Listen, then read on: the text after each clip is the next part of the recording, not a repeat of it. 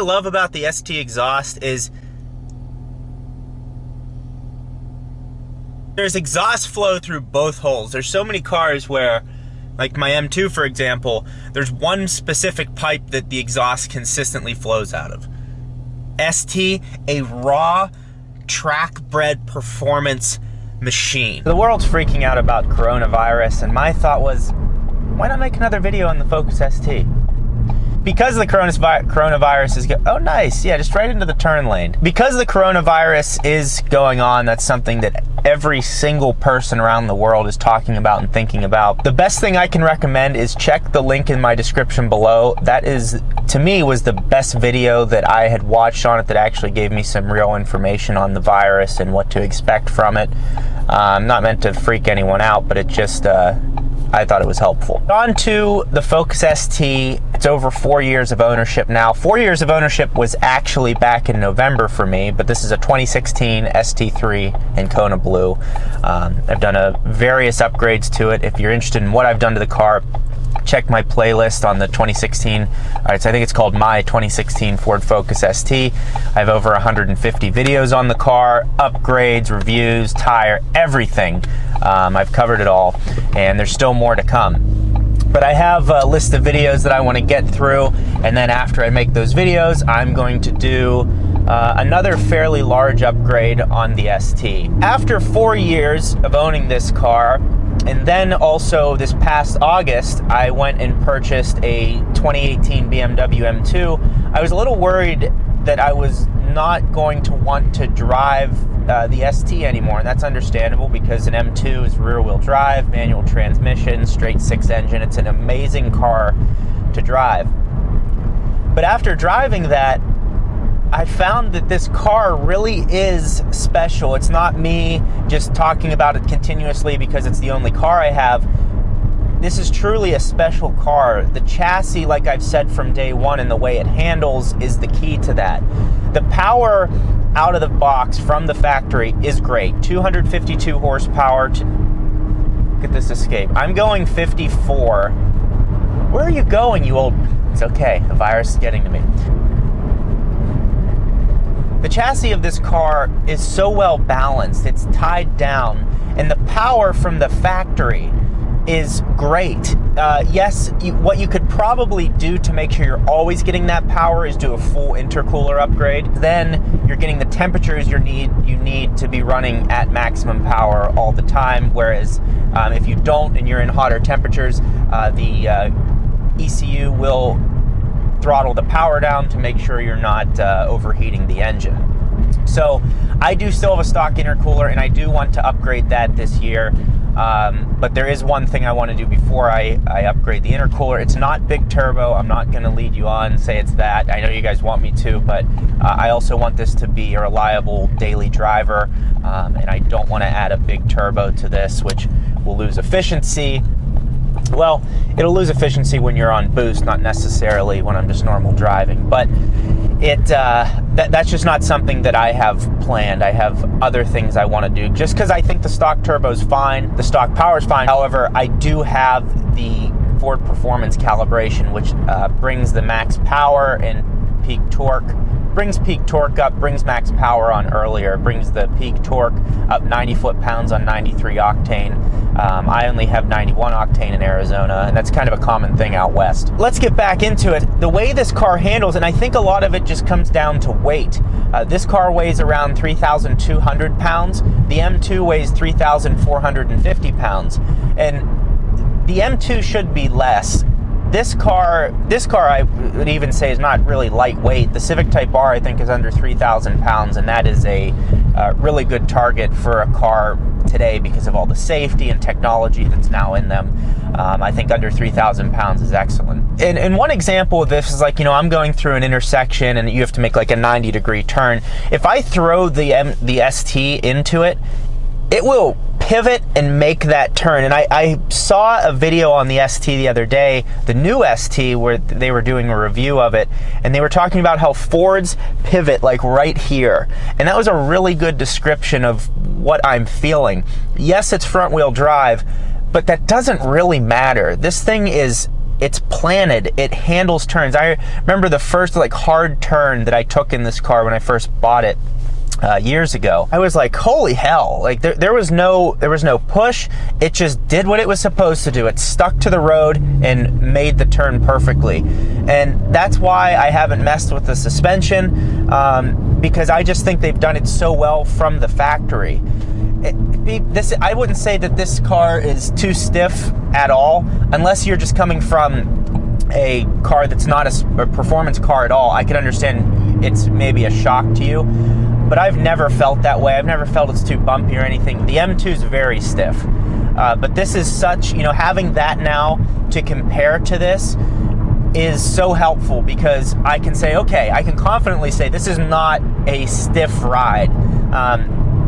On long road trips, your back does sometimes get a little sore, but I don't think that has anything to do with the suspension. I think that has to do with the seats not being that adjustable. You do have lumbar support, but not being able to tilt the seat forward is what kind of hurts that. So I guess what I'm trying to say is, I have a car that's much more expensive than this, much more luxurious than this, but yet I still find joy in coming back and driving it. And that has made me want to upgrade it more, make it sharper, maybe work on the suspension, definitely get an intercooler, and just see what I can get out of this car.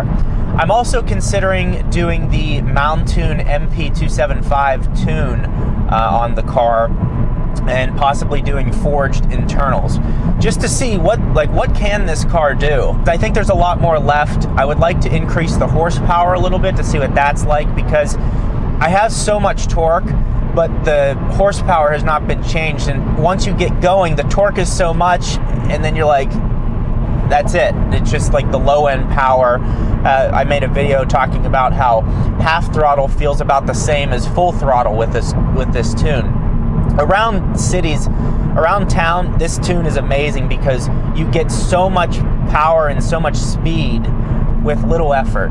And I've really enjoyed this performance calibration. If you're interested in the video on how I installed it and the background on that, you can click the card at the top of your screen. The one thing I'll say, the steering wheel is starting to wear a lot. I don't know, I've been washing my hands a lot lately. I think the virus is actually eating the steering wheel apart. I don't know, the way this car handles, the way the shifter feels, the technology with the ST3 package. I have Ford Sync 3, which was started on the 2016 models, so 2016 through 2018. If you're still looking to buy an ST, I think you should get a 16 Plus, because it does have Sync 3. Unless you're getting an ST1, it doesn't matter then. I would just get, whatever year. But each and every year that they build a car, it's really interesting to see what they change. Now, marketing will not cover nearly, they won't even cover the surface of what has changed in these cars. For example, the shift bushings I put in this car, if you want to see that video, click the card at the top of your screen. When I was putting that on, I was doing that video for Ronin Factory. They sent me the bushings. They wanted me to make them a video for their website. So I did the install, and they sent me shift cables from a 15 Focus ST, and with the bushing, so I could look at it, inspect it, which would help me with my install. And the shift, the little bushing, the way the bushing was made on the 15 was different, slightly different than how it was made on a 16. So that's obviously not something they're going to point out model year to model year, but that just showed me that the engineers are paying attention to certain things that aren't quite right or could be improved. It's just very interesting. You'd like to rip a car apart year to year and just see what they did.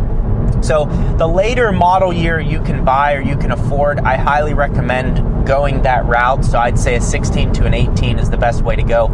Also with 18s, some of them probably still have warranties, or maybe all of them do. So that's what I would recommend. It's been a reliable car for me. I don't think I've had any warranty work. I think I had them reset the computer because it wasn't upgrading the miles per gallon properly. That was early on. Other than that, I do have a check engine light right now. I have 2 codes I think that are being thrown, and they've been thrown before, but I have an OBD port scanner that I'm going to put in, and I'll do a video on what's wrong, and then I'm going to fix it.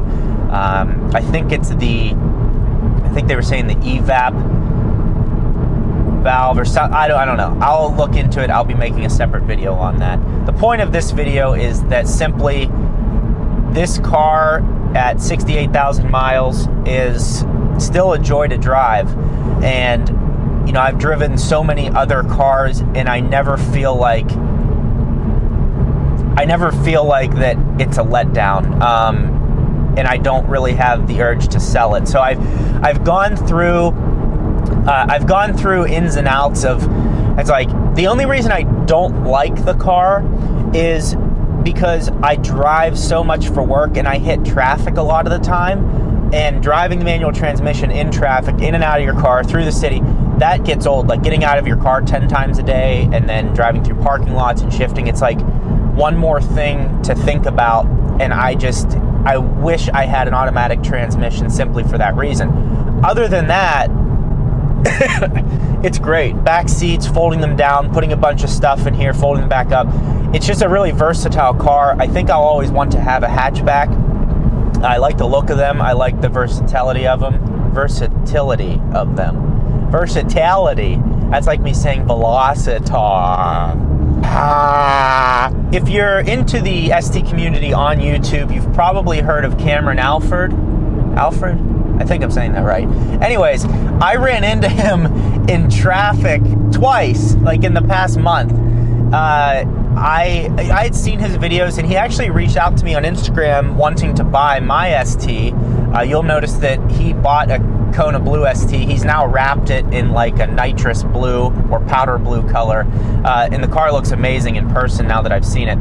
But I ran into him twice in traffic, so it's kind of funny seeing him. He got the most unique thing I think about his ST is he has the Tomei exhaust on it, which is a center mount single exit exhaust. It sounds really good, and it actually doesn't look that bad in person. When he initially made the video on it, and you can see this clip here I took quickly of him in traffic. What's up, man? It actually doesn't look that ridiculous. I can't say that I would do that, but it actually doesn't look that ridiculous, and it sounds nice. So his ST is good, and he's also doing a ton to his ST, much more extreme than I am doing on my build, but that's another channel you should check out. Him and I may collaborate at some time in the future. I don't really know, or maybe we'll just get together and kind of walk through the differences in our STs. He does have an ST1, so maybe that would be a video, the differences between the ST1 and ST3. So that could be helpful to you all. That's an update from the world of ST. I thought, you know, with the virus going around, I had to address ST Nation, assure them that I am still here. I am still cranking videos out, and I don't plan on slowing down anytime soon. Plus, with work slowing down right now, I mean, I'm probably just going to post a bunch of videos. So that's not the worst thing in the world. While you're quarantined, we can have quarantinis and watch ST videos. If you're like, oh man, Jeeps hasn't posted. Well, I've posted 100 plus times specifically on this car, and 500 times just on my channel in general. So there's plenty of content for you to go back and catch up on. It'd take you longer to get through my channel than it would Game of Thrones. But that's where I'm at right now. The ST is an amazing car. Put your questions, comments below so I can get back to you. And that's one of the other things is, you know, when you guys have put a question below, I might not know the answer, but someone else does who watches these videos. So that's always helpful. But anyways, thank you all for watching, sticking around this long in the video. I will see you very soon because I'm probably going to post another video tomorrow, probably on the M2. Rock off the windshield. Why don't we just replace the 7th windshield? Thank you all for watching, and I will see you next time.